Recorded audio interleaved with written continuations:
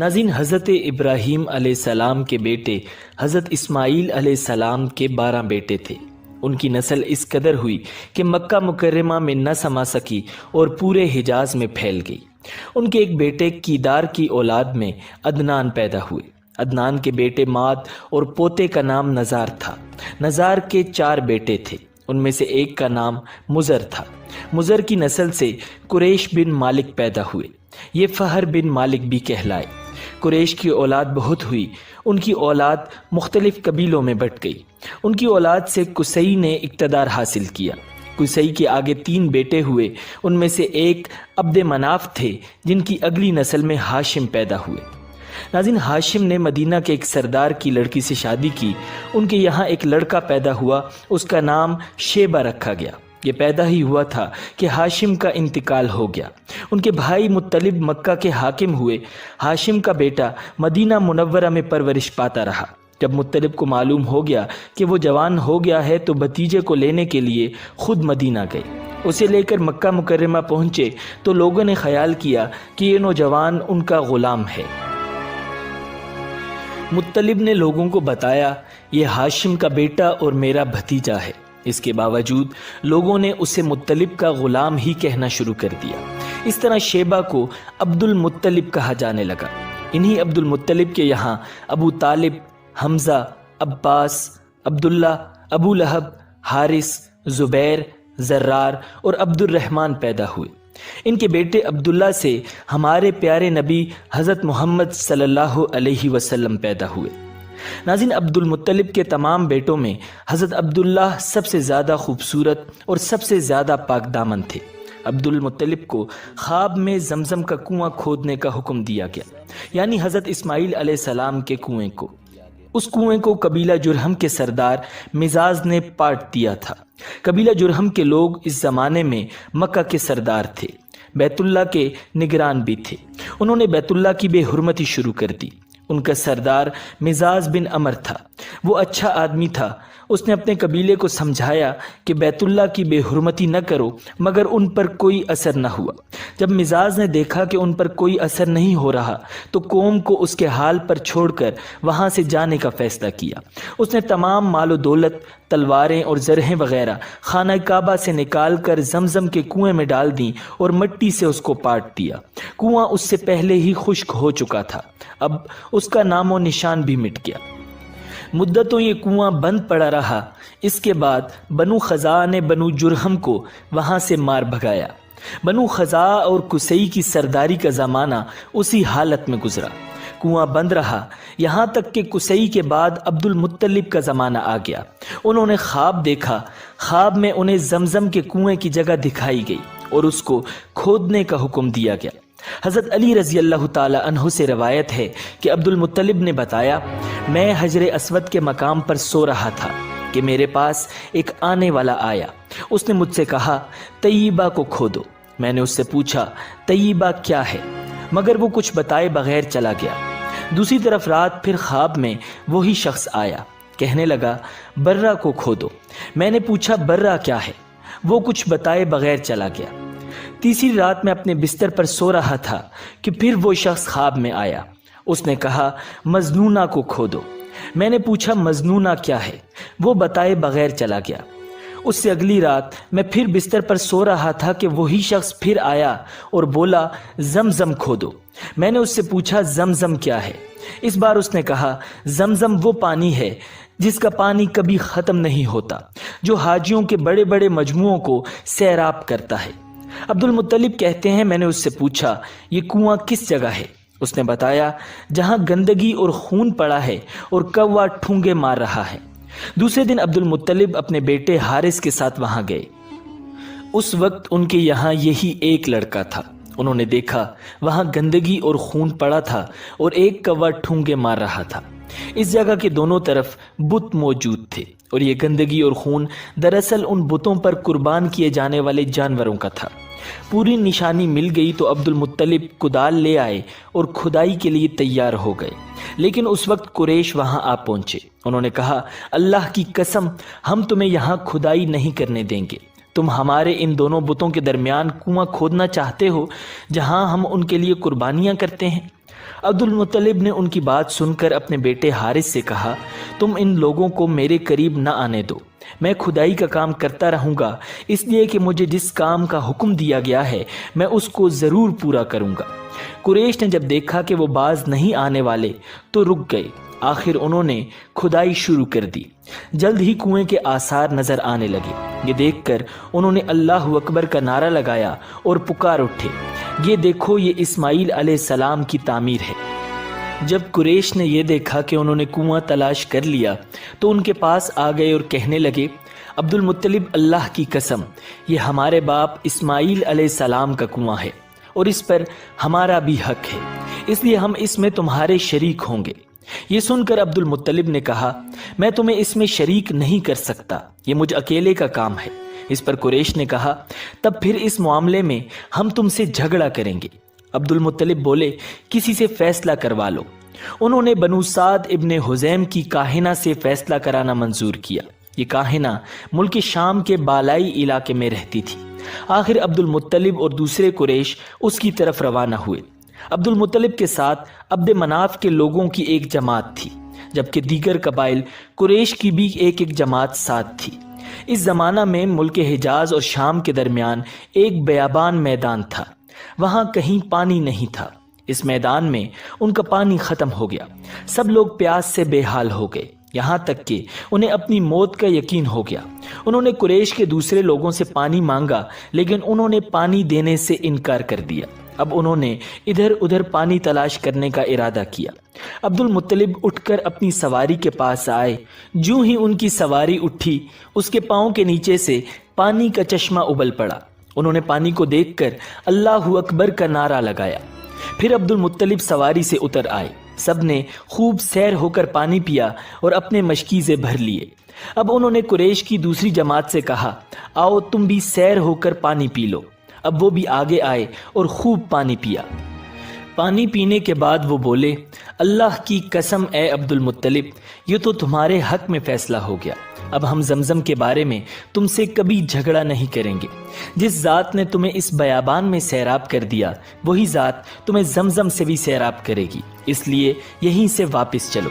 اس طرح قریش نے جان لیا کہ اللہ تعالیٰ عبد المطلب پر مہربان ہے، لہٰذا ان سے جھگڑا کرنا بے سود ہے اور کاہنہ کے پاس جانے کا کوئی فائدہ نہیں۔ چنانچہ سب لوگ واپس لوٹ آئے۔ واپس آ کر عبد المطلب نے پھر کنویں کی کھدائی شروع کر دی۔ ابھی تھوڑی سی کھدائی کی ہوگی کہ مال، دولت، تلواریں اور زرہیں نکل آئیں۔ اس میں سونا اور چاندی وغیرہ بھی تھی۔ یہ مال و دولت دیکھ کر قریش کے لوگوں کو لالچ نے آ گھیرا۔ انہوں نے عبد المطلب سے کہا، عبد المطلب، اس میں ہمارا بھی حصہ ہے۔ ان کی بات سن کر عبد المطلب نے کہا، نہیں، اس میں تمہارا کوئی حصہ نہیں ہے، تمہیں انصاف کا طریقہ کار اختیار کرنا ہوگا۔ آؤ 500 کے تیروں سے کرہ ڈال لیتے ہیں۔ انہوں نے ایسا کرنا منظور کر لیا۔ 2 تیر کعبے کے نام سے رکھے گئے، 2 عبد المطلب کے اور 2 قریش کے باقی لوگوں کے نام کے۔ 5 سا پھینکا گیا تو مال اور دولت کعبہ کے نام کا نکلا۔ تلواریں اور زرہیں عبد المطلب کے نام اور قریشیوں کے نام کے جو تیر تھے وہ کسی چیز پر نہ نکلے۔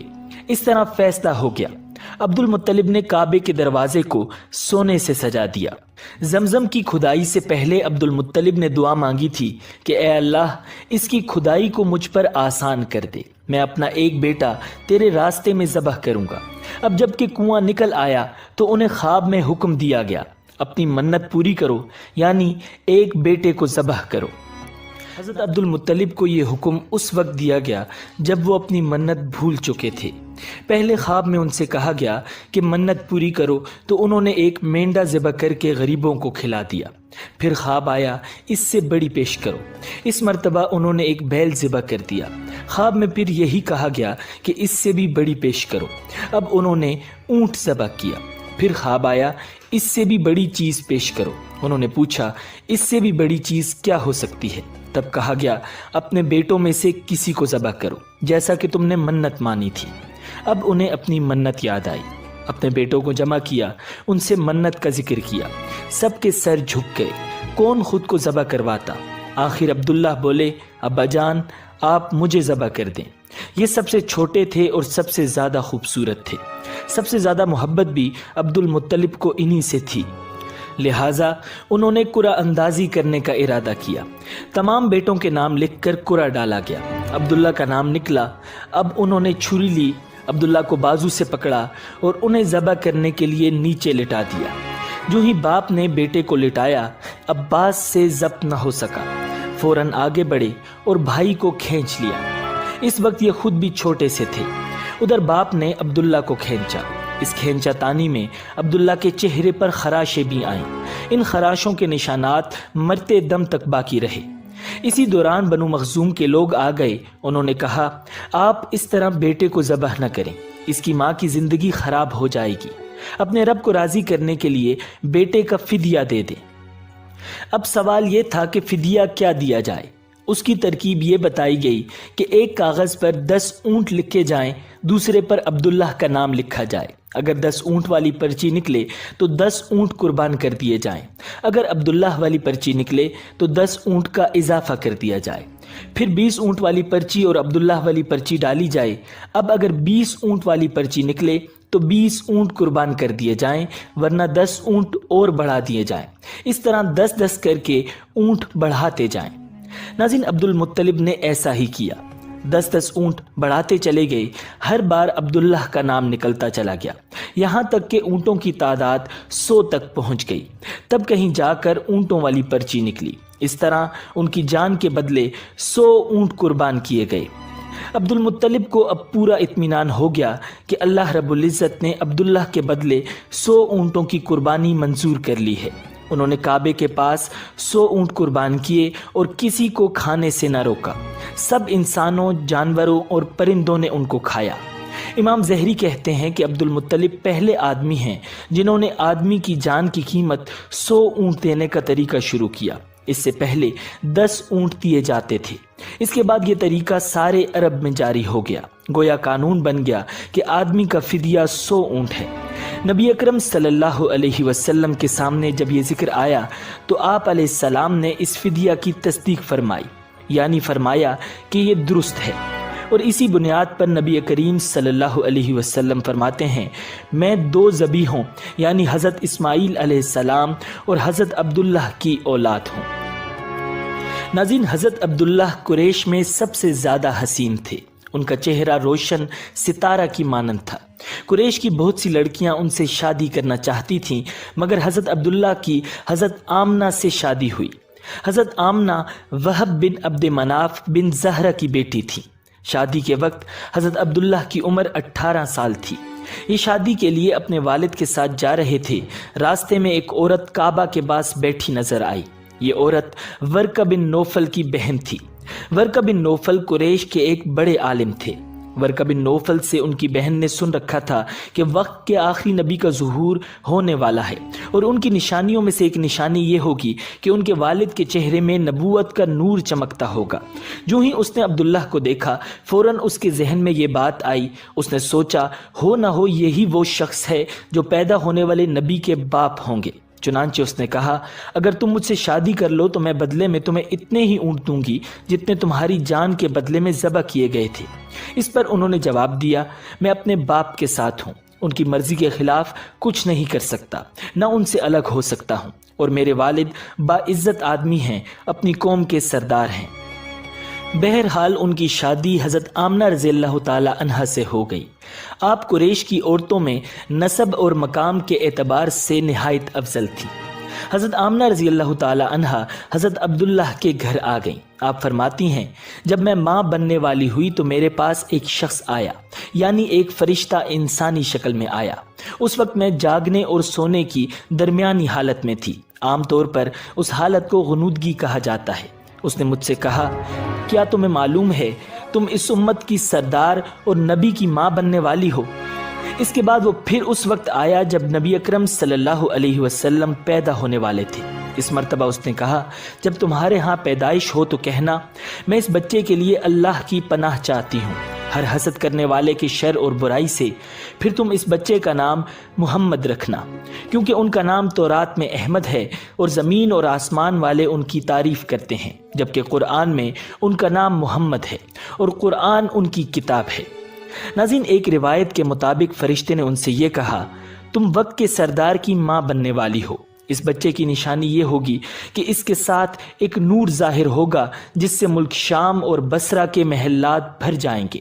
جب وہ بچہ پیدا ہو جائے گا تو اس کا نام محمد رکھنا، کیونکہ تورات میں ان کا نام احمد ہے کہ آسمان اور زمین والے ان کی تعریف کرتے ہیں، اور انجیل میں ان کا نام احمد ہے کہ آسمان اور زمین والے ان کی تعریف کرتے ہیں، اور قرآن میں ان کا نام محمد ہے۔ ناظرین، حضرت عبداللہ کے چہرے میں جو نور چمکتا تھا، شادی کے بعد وہ حضرت آمنہ کے چہرے میں آ گیا تھا۔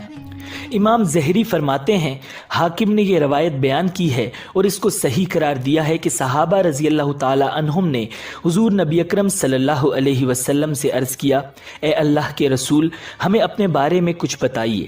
آپ صلی اللہ علیہ وسلم نے ارشاد فرمایا، میں اپنے باپ ابراہیم علیہ السلام کی دعا ہوں، اپنے بھائی عیسیٰ علیہ السلام کی بشارت اور خوشخبری ہوں۔ جب میں اپنی والدہ کی شکم میں آیا تو انہوں نے دیکھا گویا ان سے ایک نور ظاہر ہوا ہے جس سے ملک شام اور بصرہ کے محلات روشن ہو گئے ہیں۔ حضرت آمنہ نے حضرت حلیمہ سعدیہ سے فرمایا تھا، میرے اس بچے کی شان نرالی ہے، یہ میرے پیٹ میں تھے تو مجھے کوئی بوجھ اور تھکن محسوس نہ ہوتی تھی۔ حضرت عیسیٰ علیہ السلام وہ آخری پیغمبر ہیں جنہوں نے آپ صلی اللہ علیہ وسلم کی آمد کی خوشخبری سنائی ہے۔ اس بشارت کا ذکر قرآن مجید فرقان حمید میں بھی موجود ہے۔ سورہ صف میں اللہ رب العزت فرماتے ہیں، اور اسی طرح وہ وقت بھی قابل ذکر ہے جبکہ عیسیٰ ابن مریم علیہ السلام نے فرمایا کہ اے بنی اسرائیل، میں تمہارے پاس اللہ کا بھیجا ہوا آیا ہوں کہ مجھ سے پہلے جو تورات آ چکی ہے میں اس کی تصدیق کرنے والا ہوں، اور میرے بعد جو ایک رسول آنے والا ہے ان کا نام مبارک احمد ہوگا، میں ان کی بشارت دینے والا ہوں۔ ناظرین، اب چونکہ حضرت عیسیٰ علیہ السلام یہ بشارت سنا چکے تھے، اس لیے ہر دور کے لوگ آپ صلی اللہ علیہ وسلم کی آمد کا بے چینی سے انتظار کر رہے تھے۔ ادھر آپ کی پیدائش سے پہلے ہی حضرت عبداللہ انتقال کر گئے۔ سابقہ کتب میں آپ کی نبوت کی ایک علامت یہ بھی بتائی گئی ہے کہ آپ کے والد کا انتقال آپ کی ولادت سے پہلے ہو جائے گا۔ حضرت عبداللہ ایک تجارتی قافلے کے ساتھ تجارت کے لیے گئے تھے، اس دوران بیمار ہو گئے اور کمزور ہو کر واپس لوٹے۔ قافلہ مدینہ منورہ سے گزرا تو حضرت عبداللہ اپنے ننیال یعنی بنو نجار کے ہاں ٹھہرے۔ ان کی والدہ بنو نجار سے تھی، 1 ماہ تک بیمار رہے اور انتقال کر گئے، انہیں یہیں دفن کر دیا گیا۔ تجارتی قافلہ جب حضرت عبداللہ کے بغیر مکہ مکرمہ پہنچا اور عبد المطلب کو پتہ چلا کہ ان کے بیٹے عبداللہ بیمار ہو گئے ہیں اور مدینہ منورہ میں اپنے ننیحال میں ہیں، تو انہیں لانے کے لیے عبد المطلب نے اپنے بیٹے زبیر کو بھیجا۔ جب یہ وہاں پہنچے تو عبداللہ کا انتقال ہو چکا تھا۔ مطلب یہ کہ آپ صلی اللہ علیہ وسلم اس دنیا میں اپنے والد کی وفات کے چند ماہ بعد تشریف لائے۔ ناظرین، حضرت ابن عباس رضی اللہ تعالی عنہ فرماتے ہیں کہ حضور نبی اکرم صلی اللہ علیہ وسلم اس دنیا میں تشریف لائے تو آپ کی آنول نال کٹی ہوئی تھی۔ آنول نال کو بچے پیدا ہونے کے بعد دایا کاٹتی ہے۔ آپ ختنہ شدہ پیدا ہوئے۔ حضرت عبد المطلب یہ دیکھ کر بے حد حیران ہوئے اور خوش بھی۔ وہ کہا کرتے تھے کہ میرا بیٹا نرالی شان کا ہوگا۔ ناظرین، آپ کی پیدائش سے پہلے مکہ کے لوگ خشک سالی اور قحط کا شکار تھے، لیکن جو ہی آپ صلی اللہ علیہ وسلم کی دنیا میں تشریف لانے کا وقت قریب آیا، بارشیں شروع ہو گئیں، خشک سالی دور ہو گئی، درخت ہرے بھرے ہو گئے اور پھلوں سے لد گئے، زمین پر سبزہ ہی سبزہ نظر آنے لگا۔ پیدائش کے وقت آپ اپنے ہاتھوں پر جھکے ہوئے تھے، سر آسمان کی طرف تھا۔ ایک روایت کے الفاظ یہ ہیں کہ گھٹنوں کے بل جھکے ہوئے تھے، مطلب یہ کہ سجدے کسی حالت میں تھے۔ آپ کی مٹھی بند تھی اور شہادت کی انگلی اٹھی ہوئی تھی، جیسا کہ ہم نماز میں اٹھاتے ہیں۔ حضور نبی اکرم صلی اللہ علیہ وسلم فرماتے ہیں، جب میری والدہ نے مجھے جنم دیا تو ان سے ایک نور نکلا، اس نور سے شام کے محلات جگمگا اٹھے۔ آپ صلی اللہ علیہ وسلم کی والدہ سیدہ آمنہ رضی اللہ تعالی عنہا فرماتی ہیں کہ محمد صلی اللہ علیہ وسلم کی پیدائش کے وقت ظاہر ہونے والے نور کی روشنی میں مجھے بصرہ میں چلنے والے اونٹوں کی گردنیں تک نظر آئیں۔ علامہ سہلی رحمہ اللہ نے لکھا ہے کہ جب آپ پیدا ہوئے تو آپ نے اللہ کی تعریف کی۔ ایک روایت میں یہ الفاظ آئے ہیں کہ اللہ اکبر کبیرہ والحمد للہ کثیرہ وسبحان اللہ بکرۃ واصیلا۔ اللہ تعالیٰ سب سے بڑا ہے، اللہ تعالیٰ کی بے حد تعریف ہے اور میں صبح و شام اللہ کی پاکی بیان کرتا ہوں۔ ناظرین، آپ کی ولادت کس دن ہوئی؟ اس بات پر سب کا اتفاق ہے کہ وہ پیر کا دن تھا۔ آپ صبح فجر طلوع ہونے کے وقت دنیا میں تشریف لائے۔ تاریخ پیدائش کے سلسلے میں بہت سے قول ہیں۔ ایک روایت کے مطابق 12 ربیع الاول کو پیدا ہوئے، ایک روایت 8 ربیع الاول کی ہے، ایک روایت 2 ربیع الاول کی ہے۔ اس سلسلے میں اور بھی بہت سی روایات ہیں۔ زیادہ تر مورخین کا خیال ہے کہ آپ 8 ربیع الاول کو پیدا ہوئے۔ تقویم کے طریقہ کے حساب سے جب تاریخ نکالی گئی تو 9 ربیع الاول نکلی۔ مطلب یہ کہ اس بارے میں بالکل صحیح بات کسی کو معلوم نہیں۔ اس پر سب کا اتفاق ہے کہ مہینہ ربیع الاول کا تھا اور دن پیر کا۔ یہ بھی کہا جاتا ہے کہ آپ کو پیر کے دن ہی نبوت ملی، پیر کے روز ہی آپ نے مدینہ منورہ کی طرف ہجرت فرمائی اور پیر کے روز ہی آپ کی وفات ہوئی۔ ناظرین، آپ صلی اللہ علیہ وسلم عام الفیل میں پیدا ہوئے، یعنی ہاتھیوں والے سال میں۔ اس سال کو ہاتھیوں والا سال اس لیے کہا جاتا ہے کہ ابرہہ نے ہاتھیوں کے ساتھ مکہ مکرمہ پر چڑھائی کی تھی۔ آپ کی پیدائش اس واقعہ کے کچھ ہی دن بعد ہوئی تھی۔ واقعہ کچھ اس طرح ہے کہ ابرہہ یمن کا عیسائی حاکم تھا۔ حج کے دنوں میں اس نے دیکھا کہ لوگ بیت اللہ کا حج کرنے جاتے ہیں۔ اس نے اپنے لوگوں سے پوچھا، یہ لوگ کہاں جاتے ہیں؟ اسے جواب ملا، بیت اللہ کا حج کرنے کے لیے مکہ جاتے ہیں۔ اس نے پوچھا، بیت اللہ کس چیز کا بنا ہوا ہے؟ اسے بتایا گیا پتھروں کا ہے۔ اس نے پوچھا، اس کا لباس کیا ہے؟ بتایا گیا، ہمارے ہاں سے جو دھاری دار کپڑا جاتا ہے اس سے اس کی پوشاک تیار ہوتی ہے۔ ابرہہ عیسائی تھا۔ ساری بات سن کر اس نے کہا، مسیح کی قسم، میں تم لوگوں کے لیے اس سے اچھا گھر تعمیر کروں گا۔ اس طرح اس نے سرخ، سفید، زرد اور سیاہ پتھروں سے ایک گھر بنوایا، سونے اور چاندی سے اس کو سجایا، اس میں کئی دروازے رکھوائے، اس میں سونے کے پترے جڑوائے، اس کے درمیان جواہر لگوائے، اس مکان میں ایک بڑا سا یاقوت لگوایا، پردے لگوائے، وہاں خوشبوئیں سلگانے کا انتظام کیا۔ اس کی دیواروں پر اس قدر مشک ملایا جاتا تھا کہ وہ سیاہ رنگ کی ہو گئیں، یہاں تک کہ جواہر بھی نظر نہیں آتے تھے۔ پھر لوگوں سے کہا، اب تمہیں بیت اللہ کا حج کرنے کے لیے مکہ جانے کی ضرورت نہیں رہی، میں نے یہی تمہارے لیے بیت اللہ بنوا دیا ہے، لہٰذا اب تم اس کا طواف کیا کرو۔ اس طرح کچھ قبائل کئی سال تک اس کا حج کرتے رہے، اس میں اعتکاف کرتے رہے، حج والے مناسک بھی یہی ادا کرتے رہے۔ ناظرین، عرب کے ایک شخص نفیل خشمی سے یہ بات برداشت نہ ہو سکی۔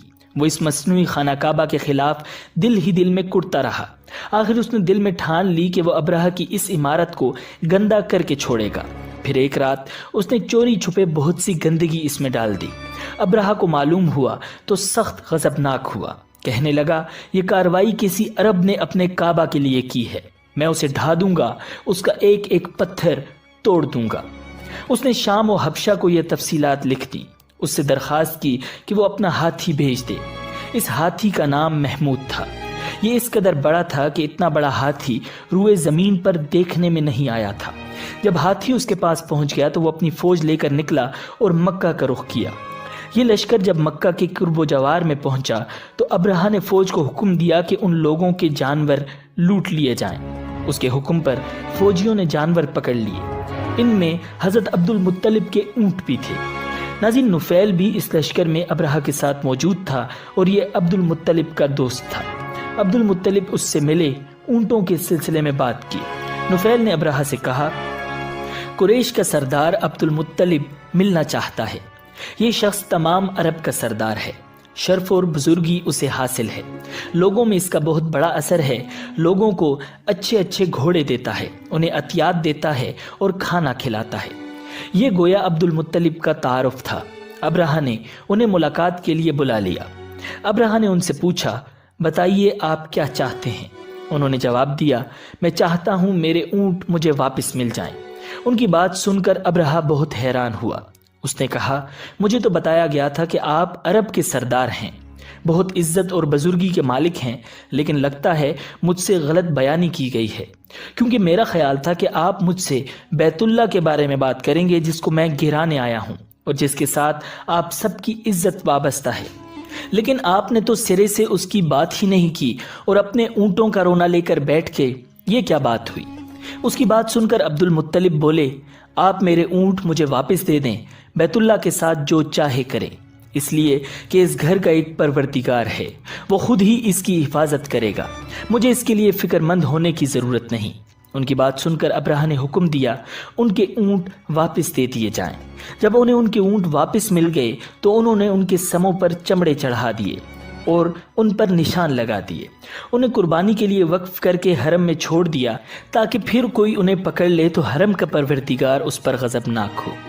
ناظرین، پھر عبد المطلب ہیرا پہاڑ پر چڑھ گئے، ان کے ساتھ ان کے کچھ دوست بھی تھے۔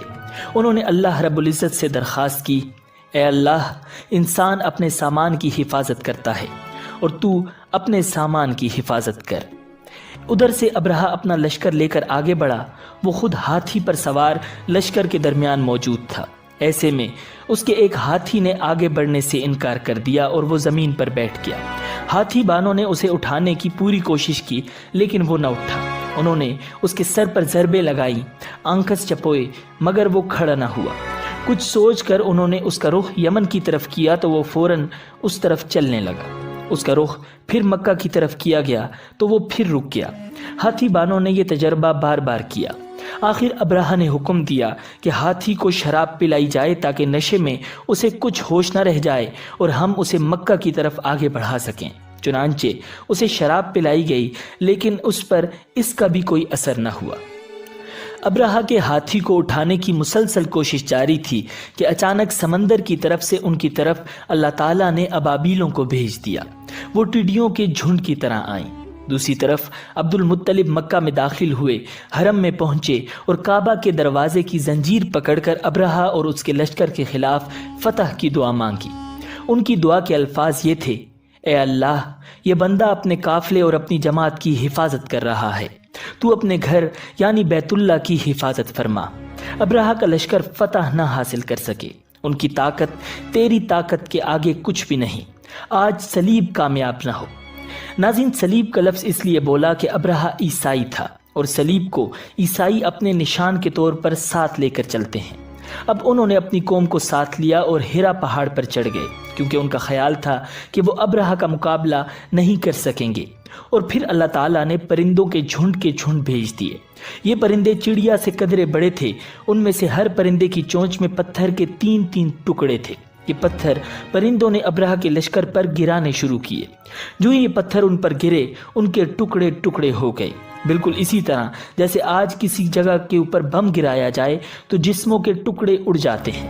ابرہہ کا ہاتھی محمود البتہ ان کنکریوں سے محفوظ رہا، باقی سب ہاتھی تہس نہس ہو گئے۔ یہ ہاتھی 13 عدد تھے، سب کے سب کھائے ہوئے بھوسے کی مانند ہو گئے، جیسا کہ سورۃ الفیل میں آتا ہے۔ ابرہہ اور اس کے کچھ ساتھی تباہی کا یہ منظر دیکھ کر بری طرح بھاگے، لیکن پرندوں نے ان کو بھی نہ چھوڑا۔ ابرہہ کے بارے میں طبقات میں لکھا ہے کہ اس کے جسم کا ایک ایک عضو الگ الگ ہو کر گرتا چلا گیا، یعنی وہ بھاگ رہا تھا اور اس کے جسم کا ایک ایک حصہ الگ ہو کر گر رہا تھا۔ دوسری طرف عبد المطلب اس انتظار میں تھے کہ کب حملہ ہوتا ہے، لیکن حملہ آور جب مکہ میں داخل نہ ہوئے تو وہ حالات معلوم کرنے کے لیے نیچے اترے۔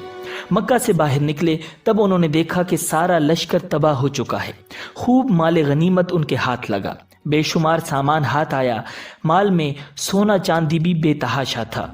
لشکر میں سے کچھ لوگ ایسے بھی تھے جو واپس نہیں بھاگے تھے، یہ مکہ میں رہ گئے۔ ان میں ابرہہ کے ہاتھی کا مہاوت بھی تھا جو محمود کو آگے لانے میں ناکام رہا تھا۔ ناظرین، ہمارے نبی حضرت محمد صلی اللہ علیہ وسلم اس واقعہ کے چند دن بعد پیدا ہوئے۔ آپ جس مکان میں پیدا ہوئے وہ صفا پہاڑی کے قریب تھا۔ حضرت کعب بن احبار رضی اللہ تعالی عنہ روایت کرتے ہیں کہ میں نے تورات میں پڑھا تھا کہ رسول اللہ صلی اللہ علیہ وسلم کی پیدائش مکہ میں ہوگی۔ یہ کعب پہلے یہودی تھے، اس لیے تورات پڑھا کرتے تھے۔ دنیا میں آتے ہی حضور اکرم صلی اللہ علیہ وسلم روئے۔ حضرت عبد الرحمن بن عوف رضی اللہ تعالی عنہ کی والدہ کہتی ہیں کہ جب حضرت آمنہ رضی اللہ تعالی عنہ کے ہاں ولادت ہوئی تو میں وہاں موجود تھی۔ آپ صلی اللہ علیہ وسلم میرے ہاتھوں میں آئے، یہ غالباً دایا تھیں، ان کا نام شفا تھا۔ فرماتی ہیں کہ جب آپ میرے ہاتھوں میں آئے تو روئے۔ آپ کے دادا حضرت عبد المطلب کو آپ کی ولادت کی اطلاع دی گئی، وہ اس وقت خانہ کعبہ کا طواف کر رہے تھے۔ اطلاع ملنے پر گھر آئے، بچے کو گود میں لیا۔ اس وقت آپ کی والدہ نے ان سے کہا، یہ بچہ بہت عجیب ہے، سجدے کی حالت میں پیدا ہوا ہے، یعنی پیدا ہوتے ہی اس نے پہلے سجدہ کیا، پھر سجدے سے سر اٹھا کر انگلی آسمان کی طرف اٹھائی۔ ناظرین، عبد المطلب نے آپ کو دیکھا، اس کے بعد آپ کو کعبہ میں لے آئے، آپ کو گود میں لیے رہے اور طواف کرتے رہے، پھر واپس لا کر حضرت آمنہ کو دیا۔ آپ کو عرب کے دستور کے مطابق ایک برتن سے ڈھانپا گیا، لیکن وہ برتن ٹوٹ کر آپ کے اوپر سے ہٹ گیا۔ اس وقت آپ اپنا انگوٹھا چوستے نظر آئے۔ اس موقع پر شیطان بری طرح چیخا۔ ناظرین، اس موقع پر حضرت حسان بن ثابت رضی اللہ تعالی عنہ فرماتے ہیں کہ میں 8 سال کا تھا، جو کچھ دیکھتا اور سنتا تھا اس کو سمجھتا تھا۔ ایک صبح میں نے یثرب یعنی مدینہ منورہ میں ایک یہودی کو دیکھا۔ وہ ایک اونچے ٹیلے پر چڑھ کر چلا رہا تھا۔ لوگ اس یہودی کے گرد جمع ہو گئے اور بولے، کیا بات ہے، کیوں چیخ رہے ہو؟ یہودی نے جواب دیا، احمد کا ستارہ طلوع ہو گیا ہے اور وہ آج رات پیدا ہو گئے ہیں۔ حضرت حسان بن ثابت رضی اللہ تعالی عنہ بعد میں 60 سال کی عمر میں مسلمان ہوئے تھے۔ 120 سال کی عمر میں انہوں نے وفات پائی، گویا ایمان کی حالت میں 60 سال زندہ رہے۔ بہت اچھے شاعر تھے۔ نبی اکرم صلی اللہ علیہ وسلم کی اپنے اشعار میں تعریف کیا کرتے تھے اور دشمنوں کی برائی اشعار میں بیان کیا کرتے تھے۔ غزوات کے موقع پر اشعار کے ذریعے مسلمانوں کو جوش دلاتے تھے۔ اسی بنیاد پر انہیں شاعر رسول کا خطاب ملا تھا۔ حضرت کعب بن احبار رضی اللہ تعالی عنہ فرماتے ہیں کہ میں نے تورات میں پڑھا ہے کہ اللہ تعالیٰ نے حضرت موسیٰ علیہ السلام کو حضرت صلی اللہ علیہ وسلم کی ولادت کے وقت کی خبر دے دی تھی، اور حضرت موسیٰ علیہ السلام نے اپنی قوم بنی اسرائیل کو اس کی اطلاع دے دی تھی۔ اس سلسلے میں انہوں نے فرمایا تھا، تمہارے نزدیک جو مشہور چمکدار ستارہ ہے، جب وہ حرکت میں آئے گا تو وہی وقت رسول اللہ صلی اللہ علیہ وسلم کی پیدائش کا ہوگا۔ یہ خبر بنی اسرائیل کے علماء ایک دوسرے کو دیتے چلے آئے تھے، اور اس طرح بنی اسرائیل کو بھی حضرت صلی اللہ علیہ وسلم کی ولادت کا وقت یعنی اس کی علامت معلوم تھی۔ ناظرین، حضرت عائشہ رضی اللہ تعالی عنہا سے روایت ہے کہ ایک یہودی عالم مکہ میں رہتا تھا۔ جب وہ رات آئی جس میں حضرت صلی اللہ علیہ وسلم پیدا ہوئے تو وہ قریش کی ایک مجلس میں بیٹھا تھا۔ اس نے کہا، کیا تمہارے ہاں آج کوئی بچہ پیدا ہوا ہے؟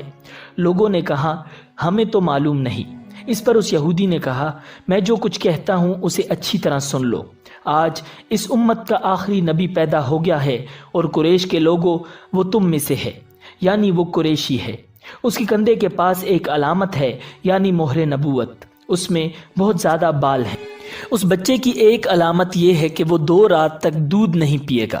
ان باتوں کا ذکر اس کی نبوت کی علامات کے طور پر پرانی کتب میں موجود ہے۔ ناظرین، علامہ ابن حجر نے لکھا ہے کہ یہ بات درست ہے کہ آپ نے 2 دن تک دودھ نہیں پیا تھا۔ یہودی عالم نے جب یہ باتیں بتائیں تو لوگ وہاں سے اٹھ گئے۔ انہیں یہودی کی باتیں سن کر بہت حیرت ہوئی تھی۔ جب وہ لوگ اپنے گھروں میں پہنچے تو ان میں سے ہر ایک نے اس کی باتیں اپنے گھر کے افراد کو بتائیں۔ عورتوں کو چونکہ حضرت آمنہ کے ہاں بیٹا پیدا ہونے کی خبر ہو چکی تھی، اس لیے انہوں نے اپنے مردوں کو بتایا۔ جب اس یہودی عالم کو اس بات کی خبر ہوئی کہ حضرت آمنہ کے ہاں ایک بچہ پیدا ہوا ہے تو اس نے کہا، ذرا چل کر مجھے وہ بچہ دکھاؤ۔ لوگ اسے ساتھ لیے حضرت آمنہ کے گھر کے باہر آئے، ان سے بچہ دکھانے کی درخواست کی۔ آپ نے بچے کو کپڑے سے نکال کر انہیں دے دیا۔ لوگوں نے آپ کے کندھے پر سے کپڑا ہٹایا۔ یہودی کی نظر جو ہی مہر نبوت پر پڑی، وہ فوراً بے ہوش ہو کر گر پڑا۔ اسے ہوش آیا تو لوگوں نے اس سے پوچھا، تمہیں کیا ہو گیا تھا؟ جواب میں اس نے کہا، میں اس غم سے بے ہوش ہوا تھا کہ میری قوم میں سے نبوت ختم ہو گئی ہے، اور اے قریشیو، اللہ کی قسم، یہ بچہ تم پر زبردست غلبہ حاصل کرے گا اور اس کی شہرت مشرق سے مغرب تک پھیل جائے گی۔ ناظرین، ملک شام کا ایک یہودی ایس مکہ سے کچھ فاصلے پر رہتا تھا۔ وہ جب بھی کسی کام سے مکہ آتا، وہاں کے لوگوں سے ملتا تو ان سے کہتا، بہت قریب کے زمانے میں تمہارے درمیان ایک بچہ پیدا ہوگا، سارا عرب اس کے راستے پر چلے گا اور اس کے سامنے ذلیل اور پست ہو جائے گا، وہ عجم اور اس کے شہروں کا بھی مالک ہو جائے گا۔ یہی اس کا زمانہ ہے۔ جو اس کی نبوت کے زمانے کو پائے گا اور اس کی پیروی کرے گا، وہ اپنے مقصد میں کامیاب ہوگا۔ جس خیر اور بھلائی کی وہ امید کرتا ہے، وہ اس کو حاصل ہوگی، اور جو شخص اس کی نبوت کا زمانہ پائے گا مگر اس کی مخالفت کرے گا، وہ اپنے مقصد اور آرزوؤں میں ناکام ہوگا۔ ناظرین، مکہ معظمہ میں جو بھی بچہ پیدا ہوتا، وہ یہودی اس بچے کے بارے میں تحقیق کرتا اور کہتا، ابھی وہ بچہ پیدا نہیں ہوا۔ آخر جب نبی اکرم صلی اللہ علیہ وسلم اس دنیا میں تشریف لائے تو عبد المطلب اپنے گھر سے نکل کر اس یہودی کے پاس پہنچے۔ اس کی عبادت گاہ کے دروازے پر پہنچ کر انہوں نے آواز دی۔ ایس نے پوچھا کون ہے؟ انہوں نے اپنا نام بتایا، پھر اس سے پوچھا تم اس بچے کے بارے میں کیا کہتے ہو؟ اس نے انہیں دیکھا، پھر بولا ہاں تم ہی اس کے باپ ہو سکتے ہو۔ بے شک وہ بچہ پیدا ہو گیا ہے جس کے بارے میں میں تم لوگوں سے کہا کرتا تھا۔ وہ ستارہ آج طلوع ہو گیا ہے جو اس بچے کی پیدائش کی علامت ہے، اور اس کی علامت یہ ہے کہ اس وقت اس بچے کو درد ہو رہا ہے۔ یہ تکلیف اسے 3 دن تک رہے گی اور اس کے بعد یہ ٹھیک ہو جائے گا۔ راہب نے جو یہ کہا تھا کہ بچہ 3 دن تک تکلیف میں رہے گا، تو اس کی تفصیل یہ ہے کہ آپ نے 3 دن تک دودھ نہیں پیا تھا۔ اور ناظرین، یہودی نے جو یہ کہا تھا کہ ہاں آپ ہی اس کے باپ ہو سکتے ہیں، تو اس سے مراد یہ ہے کہ عربوں میں دادا کو بھی باپ کہہ دیا جاتا ہے، اور نبی اکرم صلی اللہ علیہ وسلم نے ایک بار خود بھی فرمایا تھا میں عبد المطلب کا بیٹا ہوں۔ ناظرین، یہودی نے عبد المطلب سے یہ بھی کہا تھا کہ اس بارے میں اپنی زبان بند رکھیں، یعنی کسی کو کچھ نہ بتائیں، ورنہ لوگ اس بچے سے زبردست حسد کریں گے، اتنا حسد کریں گے کہ آج تک کسی نے نہیں کیا، اور اس کی اس قدر سخت مخالفت ہوگی کہ دنیا میں کسی اور کی اتنی مخالفت نہیں ہوئی۔ پوتے کے متعلق یہ باتیں سن کر عبد المطلب نے ایس سے پوچھا اس بچے کی عمر کتنی ہوگی؟ یہودی نے اس سوال کے جواب میں کہا اگر اس بچے کی عمر طبعی ہوئی تو بھی 70 سال تک نہیں ہوگی، بلکہ اس سے پہلے ہی 61 یا 63 سال کی عمر میں وفات ہو جائے گی، اور اس کی امت کی اوسط عمر بھی اتنی ہی ہوگی۔ اس کی پیدائش کے وقت دنیا کے بت ٹوٹ کر گر جائیں گے۔ ناظرین، یہ ساری علامات اس یہودی نے گزشتہ انبیاء کی پیشگوئیوں سے معلوم کی تھیں، اور سب بالکل سچ ثابت ہوئیں۔ ناظرین، قریش کے کچھ لوگ عمر بن نفیل اور عبداللہ بن حجش وغیرہ ایک بت کے پاس جایا کرتے تھے۔ یہ اس رات بھی اس بت کے پاس گئے جس رات آپ صلی اللہ علیہ وسلم کی پیدائش ہوئی۔ انہوں نے دیکھا وہ بت اوندے منہ گرا پڑا ہے۔ ان لوگوں کو یہ بات بری لگی، انہوں نے اس کو اٹھایا، سیدھا کر دیا، مگر وہ پھر سے گر گیا۔ انہوں نے پھر اس کو سیدھا کیا، وہ پھر سے الٹا ہو گیا۔ ان لوگوں کو بہت حیرت ہوئی، یہ بات بہت عجیب لگی۔ تب اس بت سے آواز نکلی یہ ایک ایسے بچے کی پیدائش کی خبر ہے جس کے نور سے مشرق اور مغرب میں زمین کے تمام گوشے منور ہو گئے ہیں۔ بت سے نکلنے والی آواز نے انہیں اور زیادہ حیرت زدہ کر دیا۔ اس کے علاوہ ایک واقعہ یہ پیش آیا کہ ایران کے شہنشاہ کسریٰ نوشیروان کا محل ہلنے لگا اور اس میں شگاف پڑ گئی۔ نوشیروان کا یہ محل نہایت مضبوط تھا، بڑے بڑے پتھروں اور چونے سے تعمیر کیا گیا تھا۔ اس واقعے سے پوری سلطنت میں دہشت پھیل گئی۔ شگاف پڑنے سے خوفناک آواز بھی نکلی۔ محل کے 14 کنگرے ٹوٹ کر نیچے آ گرے تھے۔ ناظرین، آپ کے پیدائش پر ایک واقعہ یہ پیش آیا کہ فارس کے تمام آتش کدوں کی وہ آگ بجھ گئی جس کی وہ لوگ پوجا کیا کرتے تھے اور اس کو بجھنے نہیں دیتے تھے، لیکن اس رات میں ایک ہی وقت میں تمام کے تمام آتش کدوں کی آگ آنن فانن بجھ گئی۔ آگ کے پوجنے والوں میں رونا پیٹنا مچ گیا۔ کسریٰ کو یہ تمام اطلاعات ملیں تو اس نے ایک کاہن کو بلایا۔ اس نے اپنے محل میں شگاف پڑنے اور آتش کدوں کی آگ بجھنے کے واقعات اسے سنا کر پوچھا آخر ایسا کیوں ہو رہا ہے؟ وہ کاہن خود تو جواب نہ دے سکا، تاہم اس نے کہا ان سوالات کے جوابات میرا ماموں دے سکتا ہے، اس کا نام ستیح ہے۔ نوشیروان نے کہا ٹھیک ہے، تم جا کر ان سوالات کے جوابات لاؤ۔ وہ گیا، ستیح سے ملا، اسے یہ واقعات سنائے۔ اس نے سن کر کہا ایک عصا والے نبی ظاہر ہوں گے جو عرب اور شام پر چھا جائیں گے، اور جو کچھ ہونے والا ہے ہو کر رہے گا۔ اس نے یہ بات کسریٰ کو بتائی۔ اس وقت تک کسریٰ نے دوسرے کاہنوں سے بھی معلومات حاصل کر لی تھی، چنانچہ یہ سن کر اس نے کہا تب پھر ابھی وہ وقت آنے میں دیر ہے، یعنی ان کا غلبہ میرے بعد ہوگا۔ ناظرین، پیدائش کے 7ویں دن حضرت عبد المطلب نے آپ کا عقیقہ کیا اور نام محمد رکھا۔ عربوں میں اس سے پہلے یہ نام کسی کا نہیں رکھا گیا تھا۔ قریش کو یہ نام عجیب سا لگا، چنانچہ کچھ لوگوں نے عبد المطلب سے کہا اے عبد المطلب، کیا وجہ ہے کہ تم نے اس بچے کا نام اس کے باپ دادا کے نام پر نہیں رکھا بلکہ محمد رکھا ہے، اور یہ نام نہ تمہارے باپ دادا میں سے کسی کا ہے اور نہ تمہاری قوم میں سے کسی کا ہے؟ عبد المطلب نے انہیں جواب دیا، میری تمنا ہے کہ آسمانوں میں اللہ تعالیٰ اس بچے کی تعریف فرمائیں اور زمین پر لوگ اس کی تعریف کریں۔ محمد کے معنی ہیں جس کی بہت زیادہ تعریف کی جائے۔ اسی طرح والدہ کی طرف سے آپ کا نام احمد رکھا گیا۔ احمد نام بھی اس سے پہلے کسی کا نہیں رکھا گیا تھا۔ مطلب یہ کہ ان دونوں ناموں کی اللہ تعالیٰ نے حفاظت کی اور کوئی بھی یہ نام نہ رکھ سکا۔ ناظرین، احمد کا مطلب ہے سب سے زیادہ تعریف کرنے والا۔ علامہ سہیلی نے لکھا ہے کہ آپ احمد پہلے ہیں اور محمد بعد میں، یعنی آپ کی تعریف دوسروں نے بعد میں کی۔ اس سے پہلے آپ کی شان یہ ہے کہ آپ اللہ تعالیٰ کی سب سے زیادہ حمد و ثنا کرنے والے ہیں۔ پرانی کتابوں میں آپ کا نام احمد ذکر کیا گیا ہے۔ ناظرین، اپنی والدہ کے بعد آپ صلی اللہ علیہ وسلم نے سب سے پہلے صوبیہ کا دودھ پیا۔ صوبیہ نبی اکرم صلی اللہ علیہ وسلم کے چچا ابو لہب کی باندی تھی۔ ان کو ابو لہب نے آپ صلی اللہ علیہ وسلم کی پیدائش کی خوشی میں آزاد کر دیا تھا۔ صوبیہ نے آپ کو چند دن تک دودھ پلایا۔ انہی دنوں صوبیہ کے ہاں اپنا بیٹا پیدا ہوا تھا۔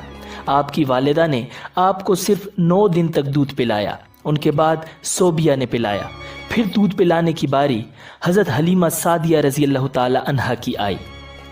ناظرین، امید ہے کہ آپ کو یہ ویڈیو پسند آئی ہوگی۔ نبی اکرم صلی اللہ علیہ وسلم کے بچپن کے حالات و واقعات کے متعلق جاننے کے لیے دیکھیے اسلامک ورلڈ ویو کی سیرت نبوی سیریز کا نیکسٹ ایپیسوڈ۔ تب تک کے لیے اللہ نگہبان۔